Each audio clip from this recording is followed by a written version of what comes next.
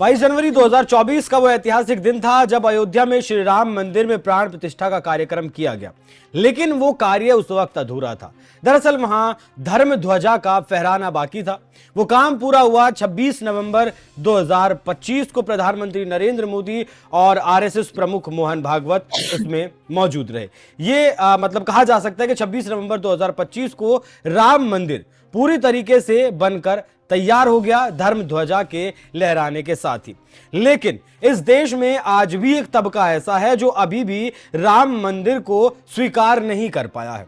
बहुत सारे लोग आज भी इस बात को कहते हैं कि यहां मस्जिद थी, मस्जिद है और कयामत तक मस्जिद रहेगी। उसके साथ ही बंगाल से ऐसी खबरें आ रही हैं कि 6 दिसंबर 1992 को जब बाबरी मस्जिद को ढहाया गया था, उसी तारीख को शिलान्यास बंगाल में किया जाएगा बाबरी मस्जिद का। नमस्कार, मैं हूं आपके साथ अभिषेक पुंडीर और मेरे साथ मौजूद हैं नाजिया इलाही खान जी। इन्हीं सब विषयों पर चर्चा करेंगे। मैम, बहुत स्वागत आपका। बोलो सियावर रामचंद्र की जय।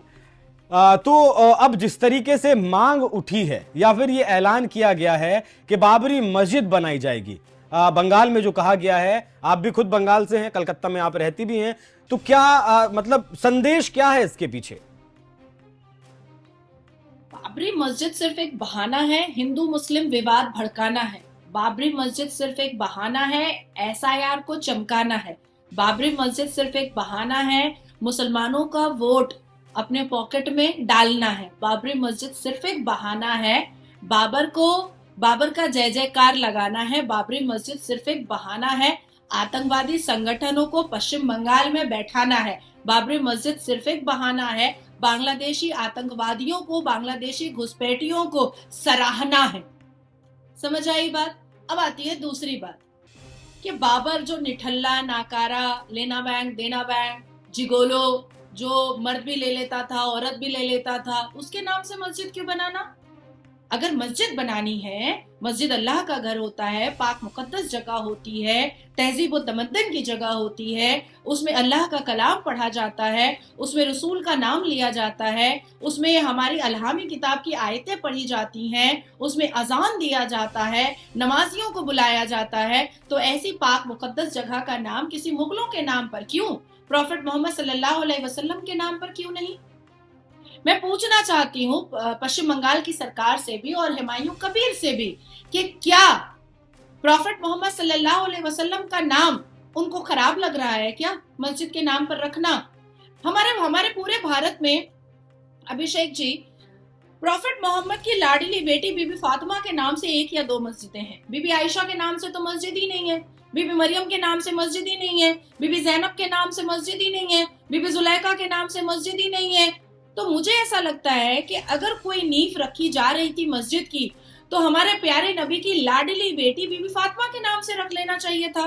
चलो ठीक है, इस्लाम के हिसाब से महिलाओं को इतनी इज्जत नहीं दी जाती है, पैर का जूता समझा जाता है, नहीं देंगे बीबी फातिमा को इज्जत, तो कम से कम प्यारे नबी के नाम से रख लेना चाहिए था, हजरत यूसुफ के नाम से रख लेना चाहिए था, हजरत इब्राहिम के नाम से रख लेना चाहिए था, हजरत यूनुस के नाम से रख लेना चाहिए था, हजरत मूसा के नाम से रख लेना चाहिए था। पर नहीं, सब साइड, सब कॉर्नर, सबकी इज्जत खत्म, सबका मर्तबा खत्म।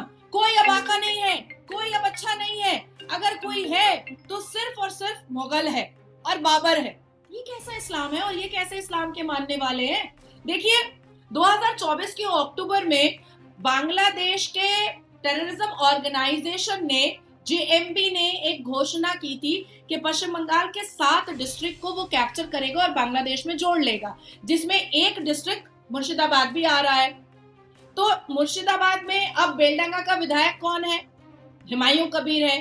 तो हुमायूं कबीर वही शब्दों का प्रयोग कर रहा है, उन्हीं शब्दावलियों को बोल रहा है जो बांग्लादेश में बोला जाता है और जो पाकिस्तान में बोला जाता है। अभी कुछ दिन पहले दिल्ली, जो देश की राजधानी है, लाल किला में जो बम फटा, किस लिए फटा? बाद में क्या पता चला कि पाकिस्तान के आतंकवादियों ने एक ब्लूप्रिंट बनाया था, एक स्ट्रैटेजी बनाई थी कि 6 दिसंबर को 6 जगह बम फोड़ा जाएगा, जिसमें काशी, मथुरा, अयोध्या और लाल किला हो गया। इसके अलावा 2 और मंदिरें थी जहां पर बम फोड़ा जाएगा। तो अब आप सोचिए कि एक तरफ 6 दिसंबर का वेंडेटा कौन निकाल रहा है? पाकिस्तान, और दूसरी तरफ बांग्लादेश के टेररिज्म ऑर्गेनाइजेशन, और तीसरी तरफ कौन? हुमायूं कबीर, तृणमूल कांग्रेस का विधायक। तो इससे तो ये साफ जाहिर होता है ना कि एक विधायक की सैलरी कितनी होती है, 80-85 हजार रुपए, लाख रुपए। वो इतनी बड़ी मस्जिद कैसे बना देगा? और बिना ममता बनर्जी के सहयोग के, बिना ममता बनर्जी के सपोर्ट के, बिना तृणमूल कांग्रेस की सुप्रीमो के परमिशन के इतना बड़ा डिसीजन तो वो ले नहीं सकता है। तो इसका मतलब है कि ये जो हिंदू मुस्लिम विवाद है, ये जो मुगलों का ताज खड़ा करके हमारे प्यारे नबी की बेइज्जती जो करवा रही है ममता बनर्जी, ये हमें तो मंजूर नहीं है। और देश की सुरक्षा एजेंसी, देश की सरकार को इस पर कड़े से कड़े कदम उठाने चाहिए। देश की सर्वोच्च न्यायपालिका को इस हुमायूं कबीर को इमीडिएट अरेस्ट करवाना चाहिए। देखिए, आपको ये अच्छा नहीं लग सकता है कि बाबरी जो मस्जिद बनाई जाएगी उसका नाम बाबरी रखा जाएगा, मुझे अच्छा नहीं लग सकता है, इस देश के हिंदुओं को बुरा लग सकता है, लगेगा भी कि मुगलों ने विध्वंस इस देश में किया था। लेकिन कानूनी तौर पर मैं आपसे जानना चाहूंगा, सुप्रीम कोर्ट के वकील भी आप हैं, क्या ऐसी मस्जिद बनाने से रोका जा सकता है? कानूनी नजरिए से क्या रोका जा सकता है कि उस मस्जिद का नाम बाबरी ना रखा जाए? देखिए, देश की सर्वोच्च न्यायपालिका ने सच बोलने पर, नुपुर शर्मा ने सच कहा था कि बीबी आयशा की शादी जो है वो प्रॉफेट मोहम्मद से 6 साल की उम्र में हुई थी, और बुर्राक उड़ते हुए घोड़े के बारे में उसने सच कहा था। और 9 साल की उम्र में प्रॉफेट मोहम्मद ने बीबी आयशा के साथ इंटरकोर्स किया था। तो हमारे देश की सर्वोच्च न्यायपालिका ने क्या कहा था कि आपके शब्दों से विवाद पैदा हुआ है। तो बाबरी मस्जिद एक विवादित नाम है, एक कंट्रोवर्शियल नाम है, एक हिंदू मुस्लिम के को आघात पहुंचाने वाला नाम है। तो कानूनी तरीके से इसको भी कंट्रोवर्शियल और विवादित बयान बोल करके देश की सर्वोच्च न्यायपालिका को सुओ मोटो एक्शन लेकर के हुमायूं कबीर को भी हाउस अरेस्ट वैसे ही करना चाहिए जैसे नुपुर शर्मा को हाउस अरेस्ट करवाया गया था।